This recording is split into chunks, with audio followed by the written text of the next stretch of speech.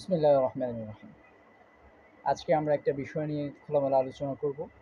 সেটা হলো যে সম্প্রতি গণপ্রজাতন্ত্রী বাংলাদেশ সরকারের যে তথ্য উপদেষ্টা আছে, তিনি একটি স্ট্যাটাস দিয়েছেন জামাত এবং শিবিরকে নিয়ে। তার আগে একটি স্ট্যাটাস দিয়েছিলেন যে যেহেতু আওয়ামী লীগকে নিষিদ্ধ করা হয়েছে, ঠিক যে কারণে সন্ত্রাস আইনে আওয়ামী লীগকে নিষিদ্ধ করা হয়েছে, যেহেতু জামাত ইসলামী আহ, ৭১-এ মুক্তিযুদ্ধের সময় তারা বিভিন্ন কারণে ৭১-এর সময় তারা পাকিস্তানকে সমর্থন দিয়েছিল।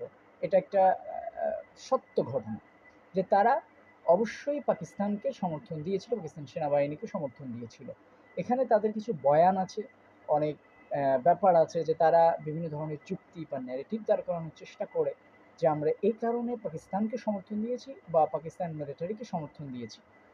তো এখানে নতুন ন্যারেটিভ তৈরি করাটা আহ, নতুন কোনো বিষয় কিনা এটা আলাদা ব্যাপার, কিন্তু সব থেকে বড় কথা হলো যে পাকিস্তান আর্মি বাংলাদেশের উপর একটা নৃশংস গণহত্যা চালিয়েছিল। এটা একটা দিবালোকের মতো একটি সত্য ঘটনা। তো সেই প্রেক্ষিতে তথ্য উপদেষ্টা মাহফুজ তিনি বলেছেন যে জামাতকেও অবশ্যই ৭১-এর দায় নিয়ে তাদেরকে যুদ্ধাপরাধের সহযোগী হিসেবে তাদেরকে অবশ্যই ক্ষমা চেয়ে রাজনীতিতে আসা উচিত। এটা সে বলেছে এবং করতেই হবে এমন কিছু মন্তব্য করেছে। এবং আজকে সে উদ্ভট কিছু মন্তব্য করেছে, যেটা একজন সুস্থ মানুষের, একটা দায়িত্বশীল জায়গায় বসে একজন সুস্থ মানুষ এমন মন্তব্য করতে পারে না। তো এই বিষয়ে আহ, আপনার মতামত কি বা আমার মতামত কি, এটা বিষয়ে জানা উচিত। যে মাহফুজ, সে তার ব্যাকগ্রাউন্ড যদি দেখা যায়, সেও কিন্তু হয়তো এক সময় গুপ্ত শিবির ছিল, সে মিল্লাতে পড়েছে বা বিভিন্ন জায়গায় পড়েছে। এমনকি সে যদিও নিজেকে সুফিবাদী বা অন্যান্য যে লালনবাদী সে নিজেকে হিসেবে প্রতিষ্ঠা করার চেষ্টা করে, মূলত তার যে মাধ্যমিক বা উচ্চ মাধ্যমিক লেভেল বা তার যে ইউনিভার্সিটি লেভেল বা তার যে পারিবারিক ব্যাকগ্রাউন্ড, এগুলো কিন্তু সব আহ, সুফিবাদী বা এরকম বিশ্বাসের নয়। সে তার ব্যক্তিগতভাবে অবশ্যই অবশ্যই সুফিবাদ পন্থী ছিল। এখন সে নিজেকে শিবির থেকে বা তার তার গায়ে যে একটা শিবিরের গন্ধ আছে, এটা থেকে সে মুক্তি পাওয়ার জন্য সে জামাত বা শিবিরের আহ, কঠোর সমালোচনার মাধ্যমে সে নিজেকে পিওর হিসেবে প্রমাণ করতে চাচ্ছে। মূলত তার পলিটিক্স এটাই। এখন কথা হচ্ছে যে মাহফুজ যদি চায় সে জামাত বা শিবিরের বিরোধিতা করেই সে কি এসব বিষয় থেকে সে পার পাবে, বিষয়টা কিন্তু আসলে এমন নয়।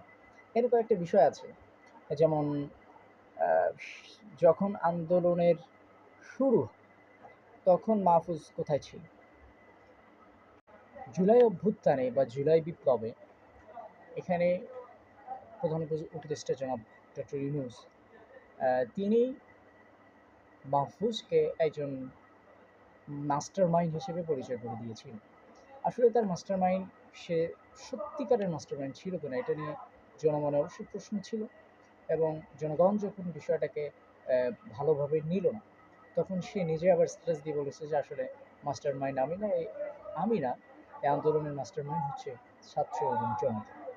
তো এখানে সে যখন আন্দোলন শুরু হয় তখন থেকে আমরা যতটুকু জানি সে আন্দোলনের মাঝ সময়ে সে আন্দোলন থেকে চলে যায় এবং সে এই আন্দোলনের সঙ্গে আর সম্পৃক্ত ছিল না।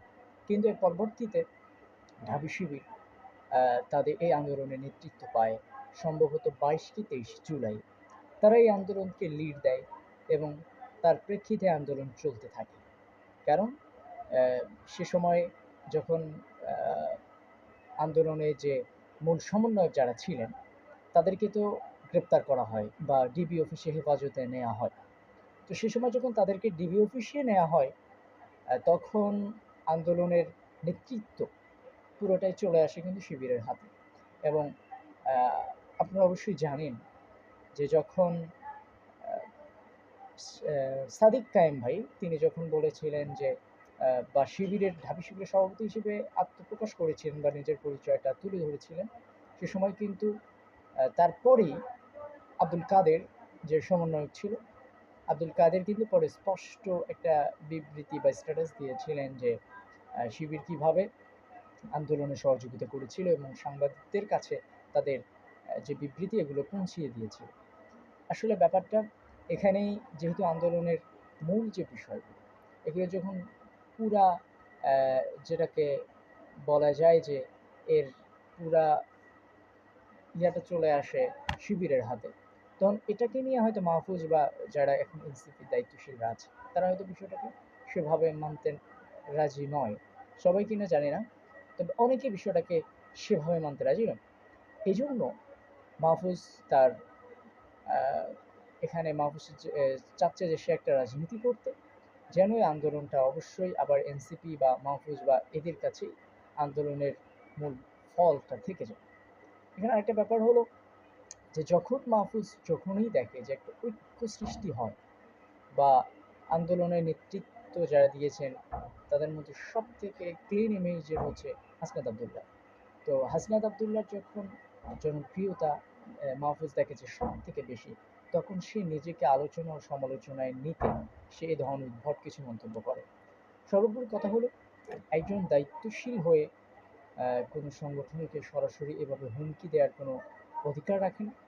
এটা অবশ্যই তার মানসিক সমস্যার বহিঃপ্রকাশ বলে আমি মনে করি। কারণ একজন ব্যক্তি যদি মানসিক সমস্যায় না ভোগে বা মানসিক বিকারগ্রস্ত না হয়, সে সরাসরি একটি সংগঠনকে এভাবে যেখানে পাবে সেখানে ঠ্যাঙ্গাবে বা এরকম কোনো ধরনের থট মন্তব্য করার অধিকার রাখে না।